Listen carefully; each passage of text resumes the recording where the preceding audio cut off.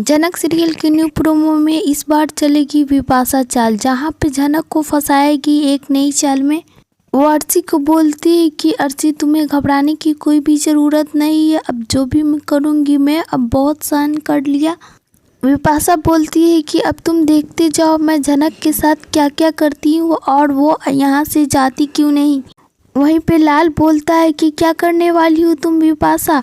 बिपाशा बोलती है कि मैं जनक के साथ वो करूँगी जो कभी उसने सोचा नहीं था और इस घर में आकर बैठ गई है, उसे तो इस घर से निकलना ही पड़ेगा। तुम अर्ची चिंता ज़्यादा मत लो, अब तुम देखती जाओ मैं करती क्या हूँ। तभी अर्ची बोलती है क्या करने वाली हो आप बिपाशा भाभी, क्योंकि जनक अब तो अनी के साथ चिपक ही गई है और छोटान और अनी दोनों बात कर रहे हैं कि जनक से अब अनी शादी करेगा। बिपाशा बोलती है कि ऐसा कुछ नहीं होगा, वो लड़की शादी नहीं कर सकती अनिरुद्ध से। अब मैं उस आदमी को बुलाऊंगी जिसे मुझे बुलाना चाहिए। वहीं पे अर्ची बोलती है आप किसे बुलाने वाली हो भाभी। बिपाशा बोलती है कि मैं आदित्य कपूर को बुलाने वाली हूँ, क्योंकि आदित्य कपूर आएगा तभी यहाँ से मुंबई जाएगी जनक। अर्ची बोलती है कि भाभी अगर जनक ने मना कर दिया कि वो मुंबई नहीं जाएगी तो क्या होगा।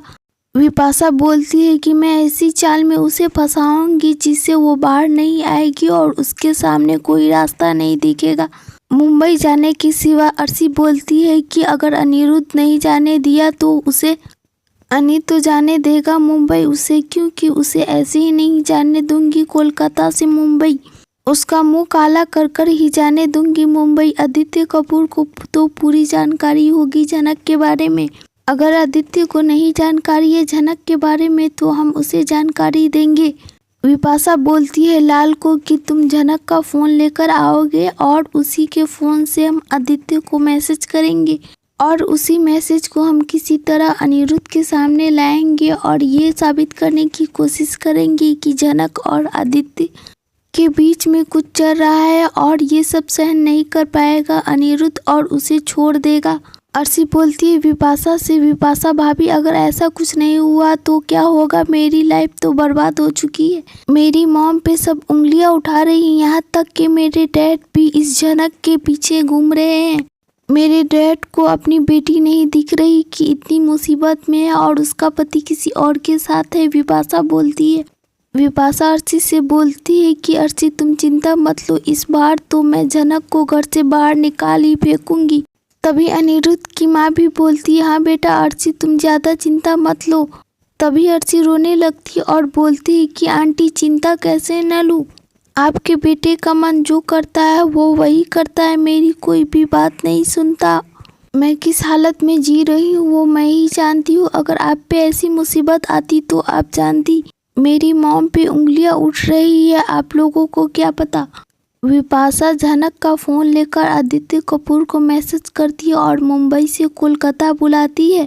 आदित्य कपूर को जैसे ही जनक का मैसेज मिलता है वो तुरंत ही मुंबई से कोलकाता चला आता है, लेकिन जनक को ये सब पता नहीं होता कि आदित्य कपूर आ रहा है कोलकाता। वो जनक से मिलने के लिए बॉस हाउस में चला आता है। अनिरुद्ध को बोलता है कि मैं जनक को यहाँ से ले जाना चाहता हूँ, लेकिन अनिरुद्ध बोलता है कि जनक यहाँ से नहीं जाएगी। जनक बोलती है कि मैं यहाँ से जाऊंगी, मुझे यहाँ नहीं रहना, मुझे कोलकाता जाना है।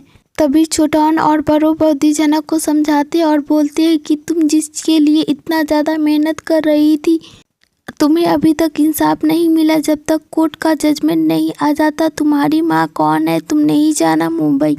आदित्य कपूर मान जाता है, वो तैयार हो जाता है कि जब तक कोर्ट का जजमेंट नहीं आता सृष्टि मुखर्जी जनक की माँ है या नहीं तब तक वो मुंबई जनक को लेकर नहीं जाएगा, वो यहीं कोलकाता जनक के साथ रहेगा और जब तक इसका जजमेंट आ जाता है उसके बाद ये कोलकाता छोड़कर यहाँ से चली जाएगी। लेकिन ये सब मंजूर अनी को नहीं होता है।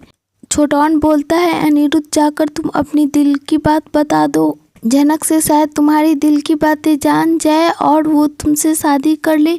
लेकिन आदित्य कपूर के आने की वजह से अनिरुद्ध नहीं कुछ बोल पाता है। आगे के अपडेट देखने के लिए हमारे चैनल को सब्सक्राइब करें और वीडियो को भी लाइक करें ताकि